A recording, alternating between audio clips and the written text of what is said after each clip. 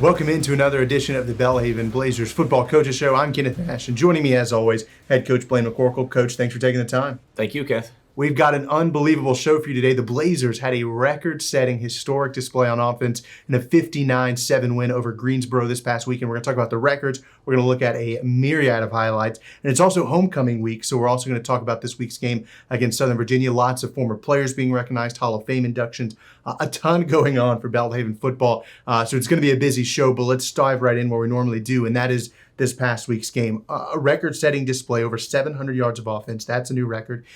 Nearly 500 yards rushing, 492. That's a new record. A new record in yards per play. And then Colby Blunt got an individual record as well. Can you just talk about the game in and of itself? Because it started out 7-7, and it looked like maybe we'd have a shootout. And it was a shootout one way, and that was the way of the Blazers. Yeah, it was a fun day. It was a fun day for the Blazers. You score a lot of points. You set a lot of records. You do all those things. Those are exciting and fun. But at the end of the day, as a coach, you want to say, well, how well did we really perform, regardless of opponent? Your biggest opponent is always yourself. And one thing we really challenged our guys with last week is before we could go up there and beat Greensboro, every day we had to beat ourselves in practice. Just find something you need to get better at and get yourself better. And they kind of answered the bell with that, and they responded, and they started fast and played really well, and we're excited about the things that they did. And something we can build on in this last 4-game stretch. Absolutely. I feel like they maybe took last week's show a little personally because I kind of talked a lot about the defense and the offense. It was a little bit stop-start and 492 yards rushing. Let's talk about the rushing attack. Obliterated the previous record, which was 385, setting its Bluefield a decade ago this week, actually. We were talking about before the show. That's a ridiculous amount. You see that sometimes with like triple option offenses, right? Where they run the ball 70 times a game. Y'all didn't, and you threw for 3 touchdowns. Can you just talk about the rushing attack? You averaged 10 yards a carry plus. It was just an unbelievable display where you were winning the battle at the line of scrimmage, and then your running backs were just making guys miss, and it was chunk play after chunk play after chunk play. Yeah, I think they did feel a little bit like they had something to prove after last week. Last week we win 24-0, and that's nothing to scoff at or laugh at, but we didn't perform offensively to the standard that we have been. Yeah. And I think our offense as a whole took that very personal and felt like they had something to prove. Went out there with a little bit of their chip on their shoulder and let's get back to playing good Belhaven offensive football. Our fullback, Bogan Brewer, did a great job all day. Our tight ends did a great job. Receivers blocked on the perimeter. But our offensive line is a very, very proud group. And they really took it personal. And they went to work this week, and it was fun to watch.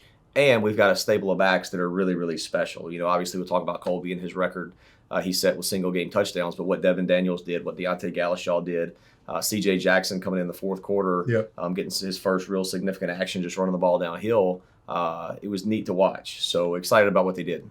Yeah, when you're able to kind of produce at the line of scrimmage and run the ball that well, you hear the old adage, establish the run, and that opens up all the other options. Was it really like that on Saturday? Because it felt like you could run the ball, and then that just opened up the passing game. And Tim Johnson had a really great game. He threw for 200 yards, 3 touchdowns. So it wasn't like you were just running the ball. You were balanced, and that's one thing you talk about, being balanced. But it felt like the running game really set you up for what you wanted to do elsewhere. Yeah, it did. In the first half, we threw 3 touchdown passes. Everybody talks about the run game and 492 yards and how physical and dominant it was, which was great. But 3 touchdowns in the passing game is no small day. So we were pretty excited about what we were able to do there. Probably could have done a lot more. The game separated. We played a lot of players. We wanted to get some things done. I think in the second half, we called 2 swing passes maybe. Yeah. Other than that, we ran the ball every play in the second half to try to end the game, get some guys some reps. The game was decided, so there was no reason for us to go down there and throw it down the field just to make ourselves feel better. So really excited about what we did in the pass game as well. Yeah, absolutely. And you mentioned after the game on social media that you were really excited that you got to see a lot of your guys that traveled. Everybody that traveled got to see significant playing time, which is not something you normally get to say in conference play. It's competitive, and you a lot of times have to lean on your ones and your twos. But you got to see a lot of new guys who maybe have only seen a couple of snaps here and there get significant time. For you as a coach, is that probably the biggest takeaway for you? Yeah, it is. That's exciting for me, and that's what it's all about. One thing, one of our themes for the year comes out of the book of Mark. We talk about tearing the roof off, and a lot of people really don't know, and I haven't talked a lot on this show specifically about what that means. a lot of people see us hashtag tear the roof off. They think we're just going to go get after everybody and just blow this thing up. That's not what that means. It's about serving one another. It's about the story where the 4 guys carried their buddy to the roof, tore a roof in it, and lowered their buddy on a mat to get before Jesus to be healed. Well, they did that because they cared about that guy. They'd obviously been through things. So our theme for the year is that. So we challenged our guys on Friday night, hey, starters, here's an opportunity tomorrow. Will you go tear the roof off? Will you lay it on the line for the guy behind you and give him an opportunity to play? So going out there and playing hard by our ones early and ending the game really was an act of love and an act of service to the backups, because it gave them an opportunity to go in and play. And, we had guys that have maybe played 2 or 3 plays in their career that this game were able to play 10, 11, 12 snaps. And that's awesome to see, that they earn those opportunities and we want to give them to them when they're there. Yeah, that's awesome. I have to say, I didn't realize that was the backstory to that. So it's really cool, and you got to see it in action in this game. Like we said, we've got a ton of highlights. Let's go ahead and jump into them. There was highlight play after highlight play after highlight play on both sides of the ball. Let's go ahead and jump right in. The first one, Colby Blount, no surprise. We're going to talk about him a lot today. 51-yard touchdown run. This kind of got things going, and this kind of just sparked the offense and got them into, kind of high gear. Yeah, it did. We started off with a nice drive. Colby had a good run to start the game. Hit a couple quick passes, whatever, and then we get to 3rd and 1 here, winning heavy personnel. Ran the power over here to the right behind Bogan Brewer. Zay Stevens does a great job setting this thing up. And then Colby doesn't need much room, and when he gets through it, he's off to the races there for 51 yards. So good opening drive to start the game to go up 7-0.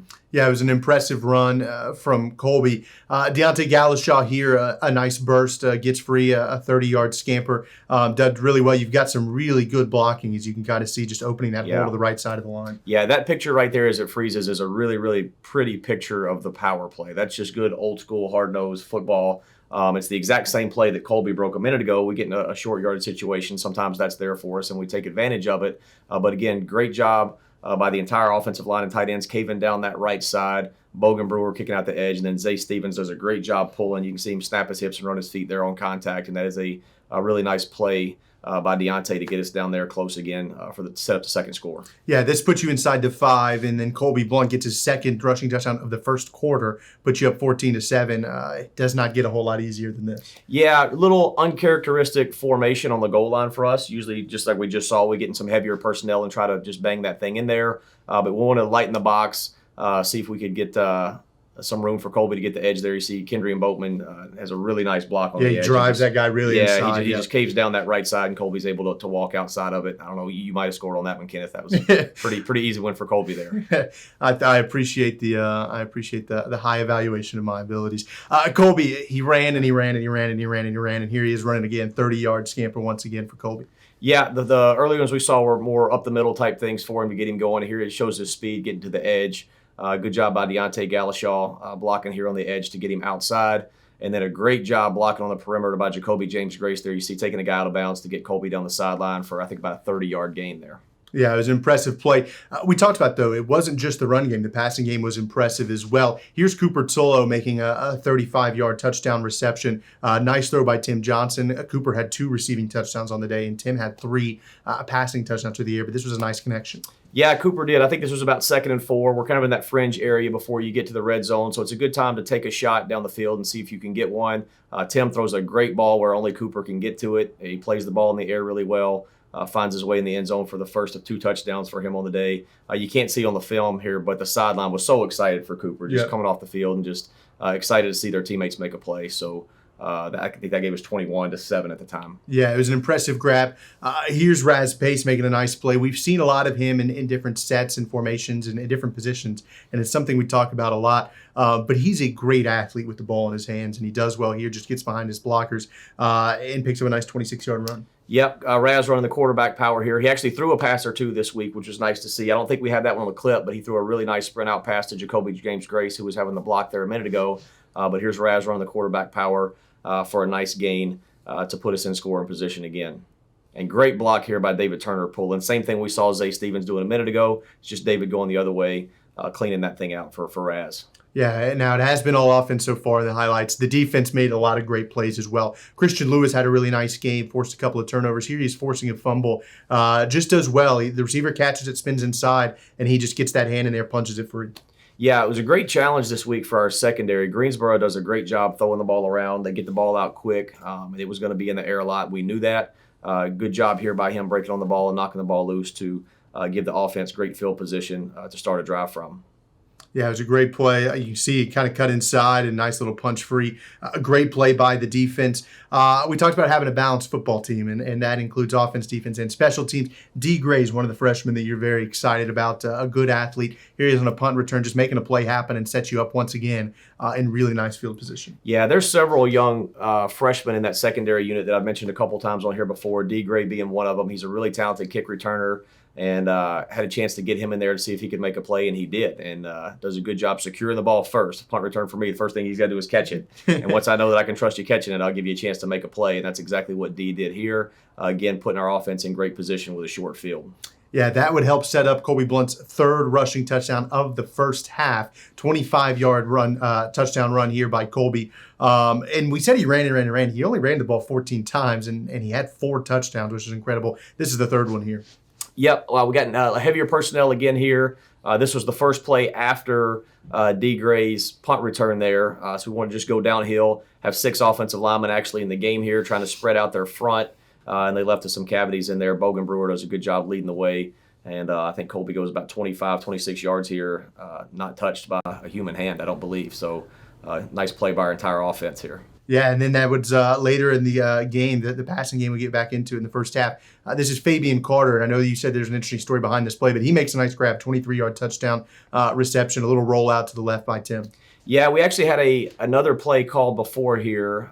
We motioned out. They called timeout. It was a look that they hadn't seen. So we come to the sideline and the timeout, change our play, and when we called this play, Cooper Tulo was actually in the game to run this route, and being the unselfish player he is, he's like, hey, he told Coach Stewart, hey, Fabian Carter runs this route better than me. Put him in the game. Sure enough, he scores a touchdown. So those are the things as a coach you absolutely love is when people show signs of being a team player, being unselfish, recognize that somebody might do a skill better than them, even when you're a really good player. Cooper Tulo was no player to laugh at, but it was neat to see him give Fabian the opportunity. Makes a great play there in the back of the end zone. Yeah, that was an impressive throw, an impressive grab. Back to the defense, Eli Webb. You've heard his name a lot. You're probably pretty used to it. Reigning USA South Defensive Rookie of the Week. He's got a good shot this week as well. Here's a sack by Eli. Frankly, quarterback wanted no part of seeing Eli coming off that edge. Yeah, quarterback takes a dive on this one. He didn't want it. I would too if I saw Eli Webb coming at me too. But we talked about him a lot here. Spin move, just beats the guard inside there. And then the quarterback bails out on it. But Eli, as we talked about, just a great motor, just strong, tough, physical. The thing about it, he's a freshman, and he's only 231 pounds, and he's going to be a 260-pound defensive lineman with that same motor here in the next year or two, and it's going to be fascinating to watch how dominant of a player he's going to become. Yeah, absolutely. A lot of talent. Certainly going to be interesting to see how he continues his Belhaven career. This is towards the end of the first half. You have a couple of plays here. We'll start with the first one. Interception by Faison Locke. We know he's a ball-hawking corner. He makes great plays. He's just in a great position here, and they're trying to run a little screenplay, like you said, and he's just in the right spot. Yeah, right spot at the right time. Quarterback doesn't make a real good ball there, but Faison's right where he needs to be, secures the ball and gives it back to the offense. And he is a ball hawk. If it's in the air, we really challenged our guys this week, hey, go get it, because there were going to be opportunities, and that's one of them. And good to see the defense excited for Faison getting a pick there. So that set you guys up in good field position, but you had an uncharacteristic turnover on that offensive drive. So you give the ball back, and I think 2 plays into the Greensboro drive, another interception. This time it's Christian Lewis, jumps the route really well, just comes underneath and makes a nice grab. That's right. Good pick here by Christian Lewis. I think this is the first one of his career. He's been a really good, steady player for us. But I think this is the first pick of his career. We saw a minute ago he had the big hit with the forced fumble. As we mentioned before, in-house we give players of the game as well. Our defensive player of the game we had this week was Eli Webb, freshman defensive lineman, no surprise, and Christian Lewis. So the two of them combined received that honor from us this week. And that would set up a field goal by Constantine Hansis. This is still in the first half. Cooper Tillo, a second receiving touchdown, 35-yard catch. And this kind of pushed the game really wide open. You scored late in the second half, probably the first half, second quarter, and really were kind of able to stretch this game. Yeah, I think we're sitting 38-7 right here. We get the ball back less than a minute. We're really in kind of a 2-minute offense mode here. So great job on the beater route there by Cooper Tulo. Getting the ball in the end zone with, I think there's 2 seconds left in the half to put it at 45-7 at the half. So you get in that first half in a game like that, you want to extend the lead as much as you can. and then kind of see where you are. So it was great to get that last score before the half. Yeah, and that, like you said, that did put you up 45-7, which then in turn let you get a lot of guys some extra reps in the second half. And you mentioned that a lot of guys, 2s and 3s, and some of the guys who haven't played a whole lot got significant time. Devin Daniels does play quite a bit, but he got to be one of the lead backs, feature backs in the second half. He makes a nice play here, 30-yard run by Devin Daniels. Yeah, Devin Daniels, he is just a stud. We were talking about that group of running backs a while ago, and just a phenomenal player. He's strong. He's a workhorse. Breaks off a nice run here. For I believe 34 yards to put us in scoring position on the first drive of the second half. The second half, Tim and Colby really did not play. We started the second half with Ben Owens at quarterback and Devin there at running back, gets it down to the 2 and sets up this last score of the day for Colby, which ends up being the record breaker. Yeah, and so Colby gets here 2 yards out, and this was the record breaker. Previously, the record was 3 rushing touchdowns a single game, but done 5 times. Most recently, Brad Foley did it against ETBU last season.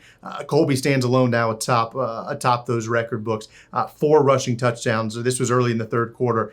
He gets his 4th of the day. Yeah, and this was the only play he played in the second half. And we kind of told him at halftime that Colby was close. If we got down there, we're going to let him go in there and break the record. If we wanted to, he probably could have had a couple more, but why? We got a lot of season left to play. He's had a great game. The game's in hand. Now you see him put his hands up right there. That's about as excited as I've ever seen Colby get after a touchdown because he's used to being there. Yeah. So really excited for him, and his name's on the record, but that's a team record as well. Absolutely. A lot of work goes into 4 rushing touchdowns by one individual in a game. So good for everybody, and good for Devin Daniels coming out of the game to allow Colby to have that moment. Pretty special. Absolutely. And Devin would get his moment a little bit later in the second half. 34-yard touchdown run here. You talked about how explosive of a player he is. Had a ton of explosive plays in this one, and this is just another one of those. Yeah, we chart every week our explosives as an offense. We count them as 10 yards a run, 15 yards per pass. We count as an explosive. We had 20 in the game, which is the most we've ever had by a long way. Devin had 6 of them by himself, which is pretty cool. So this is the second drive for our offense in the second half. What's cool about this drive, this was 11 plays, 98 yards by our 2s. There's not a starter per se in the group, so that was pretty neat to see the 2s come in and play at the same level and same standard that our 1s did. As we've talked about here before, when those guys get an opportunity, there should not be any dip. We expect them to hold the same standard that got us in that position, and the 2s did. So really neat to see them have a 98-yard touchdown drive. Yeah, it was really impressive. It continued to pull away.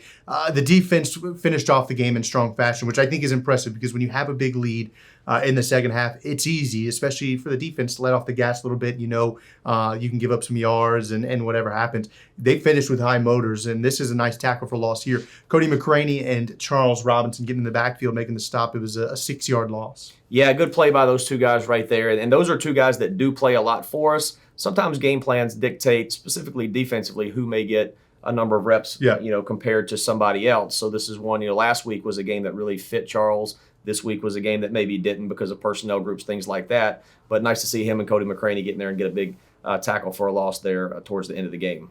Yeah, and then our final highlight of the day is a guy I'm not sure we've mentioned yet, Jackson Stafford, one of those newbies. He gets back there, forces the fumble, recovered by Charles Robinson. We mentioned him just a second ago. A good way to kind of wrap up the game for y'all. Yeah, I mentioned a minute ago on D. Gray's punt return, all the talented players in the secondary that are freshmen, D. Gray, Avery Thomas, Ice, some of those guys who've shown up here and done some really, really good things. Our freshman linebacker core is the same. We mentioned Wyatt Beck 2 weeks ago against Methodist, making the big play on the punt. He's done a great job covering kicks. We've talked about Landry Huddleston in there playing behind Connor Fordham and really has a great future.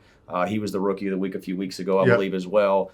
Jackson Stafford's kind of the third one in that group, another freshman linebacker with a promising future. Gets in here and knocks a fumble loose. And then Charles Robinson again recovers it. So Jackson's another linebacker that's really promising from down at Tate High School there in the Panhandle. They've been known to put out some pretty tough kids. So I hear. So we're excited to see him get in there and make a play. And then Charles Robinson actually recovers it with one hand. He's got a cast on one hand he can't use. Impressive. So he was in there fighting for that ball. Yeah, it was a great way to wrap up the game, and it kind of put a bow on what was one of probably the most impressive performances from the team in your tenure here. 59 points is the most that Belhaven scored under you. Going back to last year, the record under you was 56 when you beat Millsap, 56-28. So an impressive showing. Let's talk a little bit, just to kind of wrap up this game. In terms of momentum, you guys are kind of on a roll. You've picked up some conference wins and in different ways as well. We talked about the 24-0 shootout last week against shutout against NC Wesleyan, and then you have the 59-7 win this week. You've got basically 4 games left, and we'll talk about Southern Virginia in a second. Does it feel like you're building kind of some momentum, or is this just kind of meeting, I guess, your expectations for the team and what you think they should be doing week in, week out? Well, I think it's a little bit of both. We definitely have some momentum. We're stacking together some wins, and that's what you want to do. But each week is its own entirely different set of circumstances and opponents and game plans. So every week you have to kind of rise to the occasion. The wins in the past and stacking wins up give you some confidence going into those new challenges. So it's a little bit of both. But we are sitting in a good spot, in the back half of the season here now. It's amazing we're at game 7 already. It's incredible. It goes incredibly fast. In these last 4 weeks, we'll have a whole new set of challenges that we've got to rise up to and meet. Yeah, absolutely. It is homecoming week, and let's talk about the opponent before we talk about the festivities. Southern Virginia comes into town. This Southern Virginia team has had a bit of a rough start. They have their most recent common opponent was Greensboro, actually. They played Greensboro a couple weeks back. Lost 38-28. But you've mentioned this is a good football team. You think that they're better than some of the things they've shown this year. And obviously, there's no better feeling for them to come in and try to play spoiler to a homecoming weekend for the Blazers. Can you just talk about the Southern Virginia team and what you've seen from them this year? Yeah, I like Southern Virginia. I like what they do. I like their style of play. I think they're extremely well coached. I think they're in a pretty tough circumstance with location recruiting. Their roster basically covers the entire country because of the type of school they are. But their coach, Edwin Militalo, a lot of people may recognize that name, played for the Ravens for a long time, won the Super Bowl there. He and his staff do a great job. They're very fundamentally sound. You can tell they're very well coached. They know exactly what they want to do, and they play really, really hard. I think their Greensboro game that they lost a couple weeks ago really could have gone either way. North Carolina Wesleyan, who we really had to battle to beat, they only lost 14-13. So they played some really solid teams really, really close. And just like everybody in this new league this year, we're finding out we're getting everybody's best shot. And I'm sure we'll get the same this week when Southern Virginia comes down. Absolutely. I'm curious, coming into a week where, frankly, there's a lot of opportunity for distraction for a player. You've got homecoming festivities. There's going to be tons of people here on Saturday. You got pregame induction ceremonies, halftime. You got stuff going on. Can you just talk about what it's like? You're coming off of a huge win. Energy's high. Kind of the morale is really, really high. And you're coming to a week where there's so much going on around you. How do you keep a team focused to play on Saturday in a game that's just as meaningful as the one you played last week and the one you'll play next week? Yeah, if a college football program is run right, you usually don't know it's homecoming until you show up for the game. And there's a lot of things going on campus. There's a lot of festivities. We'll have the pep rally Friday nights, which will be a part of those things. We'll have the Hall of Fame inductions. Our all-25-year team will be here. So a lot of cool things for our alums. All of those things mean nothing if you don't show up and win the football game. It's really a wasted day otherwise. So we've got a job to do, and we've got to be focused, and we've got to go to work, and we've got to have a great week of preparation and handle our business so that all those things can be celebrated properly. And we understand and recognize that. But as you prepare through the week, you're so focused on game plan and preparation and class and making sure you're doing the things you're supposed to that for the actual player, the team itself, those are all periphery as you're of one single focus. Absolutely. It makes a lot of sense. And I know that obviously it's a busy week, but I know that you've got a group that's pretty good at honing in on what the ultimate goal is and what the ultimate prize is. Let's talk about homecoming, though, a little bit, some of the things that are going on. Obviously, we'll start with the Hall of Fame. You've got 2 former Belhaven football players being inducted. Johnny Horn, who obviously is one of the best running backs to ever put on the green and gold. He will be inducted. And then Brian Zibnewski, who's one of the best quarterbacks to ever put on the green and gold, will both be inducted into the Belhaven Athletics Hall of Fame. Can you just talk a little bit? I know that those guys have spent some time investing in your program and its current state. Can you just talk about what it means to have those guys be recognized and be involved and be a face and a name that your current guys remember, even though they played, when frankly a lot of these guys probably weren't necessarily even alive yet. That's right, yeah. I'd say both of them probably played before most of our roster was born. Which is a little scary for Johnny me. specifically, because I think Johnny's probably my age. But those are Johnny and Brian, both 2 great players here. Both very worthy of this honor, and we're really excited that they will be inducted into the Belhaven Hall of Fame this week. Their name will go up on a bronze plaque up there in the plaza where people can come forever if they're walking on campus and see their name and their years and what their contribution to Belhaven's been, and that's pretty cool. And I'm looking forward to hopefully getting those guys in front of our team at some point to kind of tell their Belhaven story and what it meant to them and maybe encourage them a little bit. So excited about that. Yeah, it's cool to see those guys getting recognition that is certainly deserved for what they've done for Belhaven athletics and Belhaven football specifically. The other group that's going to be recognized is a much larger group, and that is the 25-year team. This has obviously been an anniversary year for you all, 25 years since the inception of the Belhaven football program. And so Belhaven athletics and Belhaven football jointly put out a 25-year team, 100 players, 55 on the team, 45 honorable mention players. I got to have a little bit of a hand in that, which was exciting to kind of go back and see some of the history of the program. But those guys are going to be recognized. You're going to have a lot of them here. A lot of the names that built this program and helped lay the foundation for what you're doing now.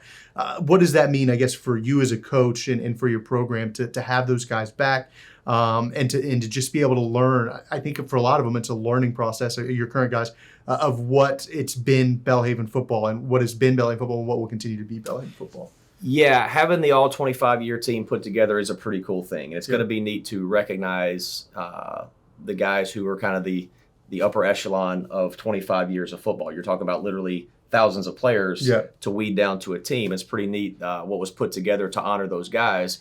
But that all 25-year team and every alum that comes back this week is why it's so important that we stay focused and go win this game. Yeah. Because we owe it to those guys. Yeah. Those guys came here when maybe it wasn't real popular to start football. They came through here from lean years and NAIA to NCAA and changing conferences. And the guys who played before the current roster really went through a lot. Yeah. And they sweat and they bled and they put a lot into building Belhaven football into what it is today. And it's our current roster's responsibility to go play for you guys if you're watching this. Yeah. We owe it to those guys to go out and perform well.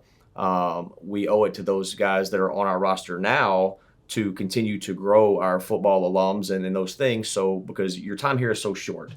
Connor Fordham, you think about him, you think about Charlie Ballou, you think about Faison Locke, you think about Corey Tolliver. They've got 4 guaranteed games left wearing green and gold. Yeah. And as soon as it's over this year, whenever that may be, they now become a part of that group. And we want to know that there's a precedent set for those guys to have a home to come back to, something to be a part of, and something to be proud of for the rest of their life. Because the rest of their life, they will be introduced as former Belhaven football player. Yeah. It's just a part of who they are. Yeah. So we need to make sure that we do that well. And the best thing that we can do for those guys coming back is put on a show for them Saturday. Absolutely. I got to ask, does it add a little bit of juice to the locker room knowing these guys are back and knowing they're sitting in the stands? I know that they're involved, but it feels like there's a little bit of added energy and they bring a little bit more and it gets everybody kind of fired up. It does. It does. A lot of those guys too, will be some players that played in the last couple of years, and so it's some of their former teammates now. Yeah. There'll be some guys back this week that played on last year's team or the year before who still have really close, significant connections in the locker room. So they're going to be excited and ready to go.